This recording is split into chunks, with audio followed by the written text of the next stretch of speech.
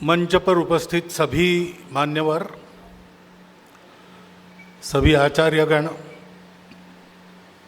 छात्र बंधु भगिनी,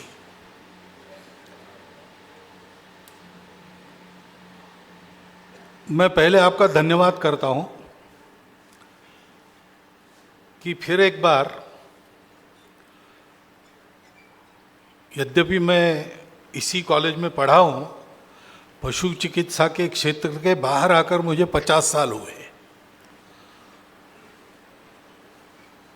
तो कुछ भी याद नहीं, ऐसे तो नहीं कहूँगा, लेकिन आज के विषय के बारे में बोलने का मुझे अधिकार नहीं, उसकी जानकारी आपके पास है।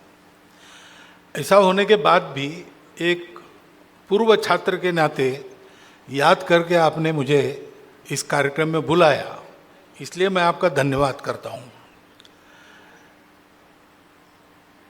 जब इस कॉलेज में मैं पढ़ा तो इस परिसर का रूप क्या था और आज क्या है, ऐसा सोचता हूँ तो बहुत आनंद होता है।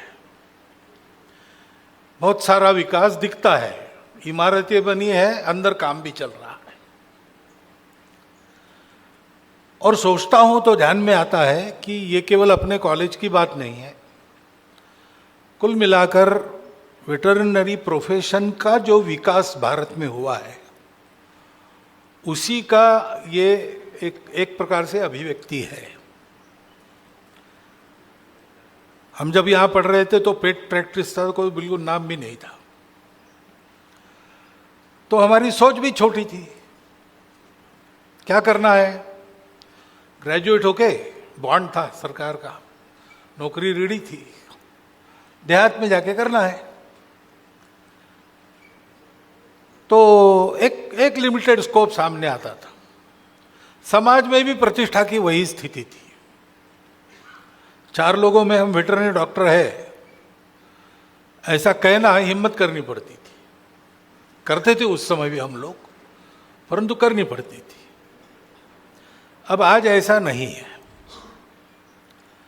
क्योंकि चाहे वो अपना देहाती इलाका हो या शहरी इलाका हो, दोनों तरफ पशुओं का महत्व बढ़ गया है। और जैसा आपने कहा कि अब अनुभव के आधार पर सारा विश्व सोच रहा है, हम तो उसके पहले से सोच रहे थे। एक देश के नाते हमारी परंपरा में है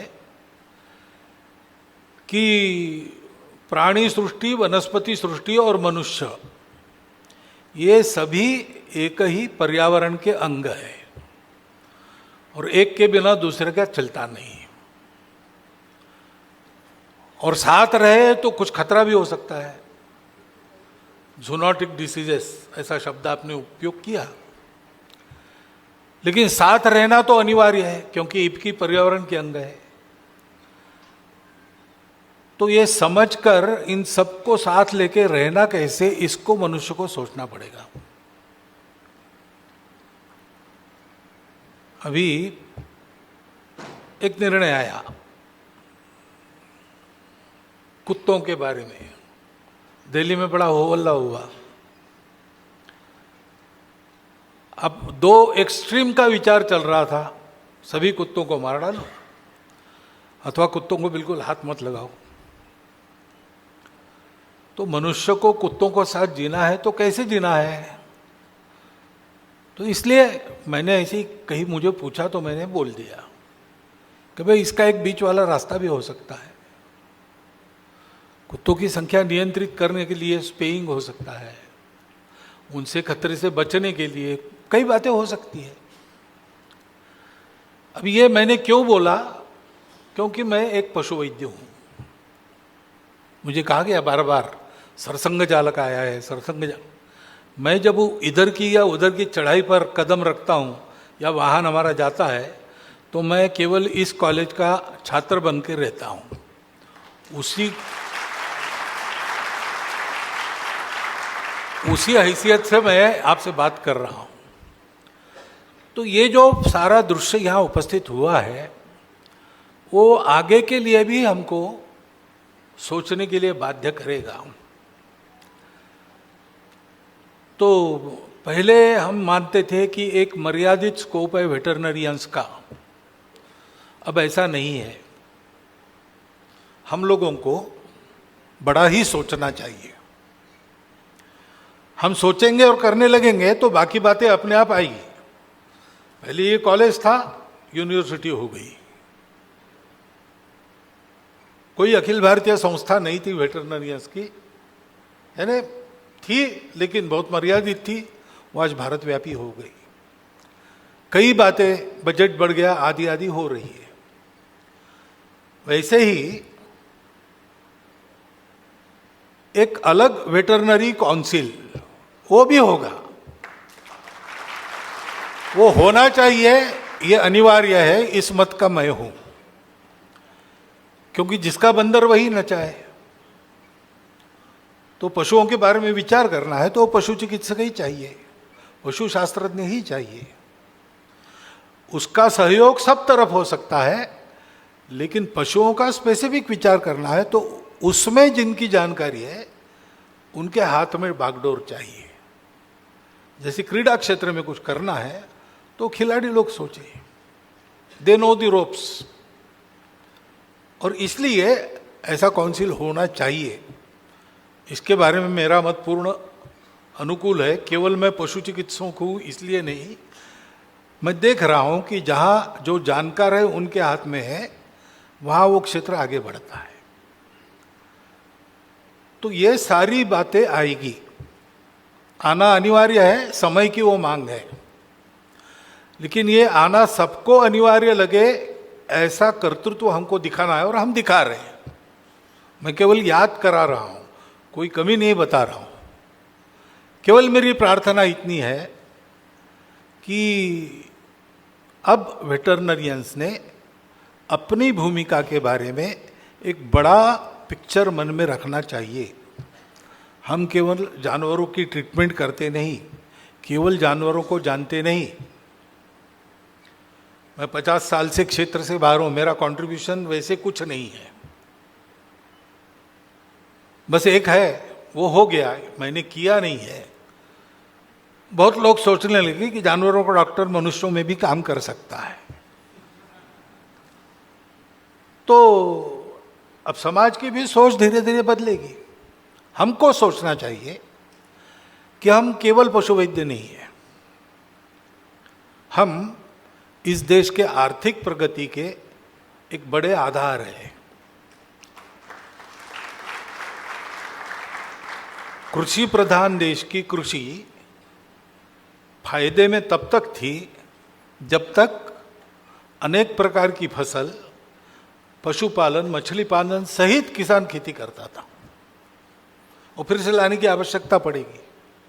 आज के किसानों की स्थिति में ये कैसे लाना, इसका विचार करना पड़ेगा। और पशुपालन उसका एक अविभाज्य अंग होने के नाते हमको भी सोचना पड़ेगा। तो हम केवल जानवरों की चिकित्सा करने वाले लोग नहीं हैं, देश की प्रगति में हाथ लगाने वाले हैं। और केवल उतने नहीं है, क्योंकि हम भारत के पशु चिकित्सक हैं। तो दुनिया में जो 4 बड़ी समस्याएं हैं उसमें एक है पर्यावरण। तो पर्यावरण के ये जो सारे घटक है, उनके साथ कैसे रहने से पर्यावरण की समस्याएं समाप्त हो सकती है और मनुष्य जीवन पशु पक्षियों के, वनस्पतियों के जीवन के साथ साथ आगे बढ़ सकता है, इसका भारतीय रास्ता देने का दायित्व हमारा है। हमारा जो टास्क है, हमारा जो जॉब है, वो छोटा नहीं है, वो बहुत बड़ा है। उसको करते समय आपके मन में ये भावना रहे और उस लगन से और गंभीरता से आप करें, जैसे कर रहे हैं वैसा ही आगे चलता रहे। तो जो कुछ अपेक्षाएं आज यह व्यक्त हो गई वो सारी पूरी होने ही वाली है। मैं कह रहा हूं कि मैं उसका समर्थन करता हूं तो मेरे समर्थन से कुछ होता है ऐसा नहीं है, लेकिन वो अनिवार्य आवश्यकता है, तो वो आने ही वाली है। इसलिए आने ही वाले बात को हाथ लगाने का काम हमारे जैसे लोग करते हैं।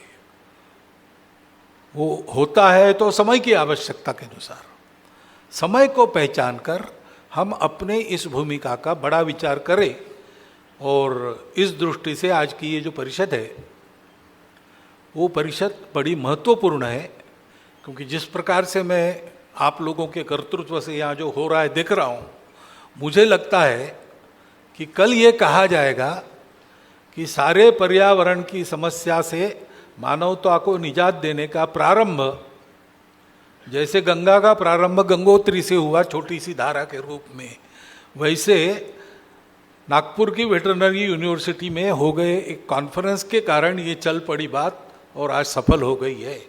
ऐसा आगे बहुत 100 वर्षों के बाद नहीं, 25-30 साल के बाद ऐसा कहा जाए, इतना कर्तृत्व आप प्रकट कर रहे हैं, उस कर्तृत्व पर भरोसा रख के मैं ये कहता हूँ कि इस बड़े भूमिका का विचार करके आप अपना काम करें।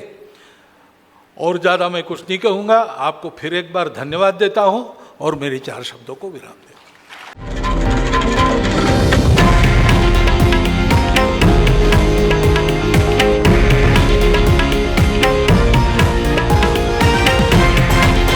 हे आहे देशातील नंबर 1 न्यूज नेटवर्क आणि आपण पाहत आहात TV9 मराठी, एकमेव।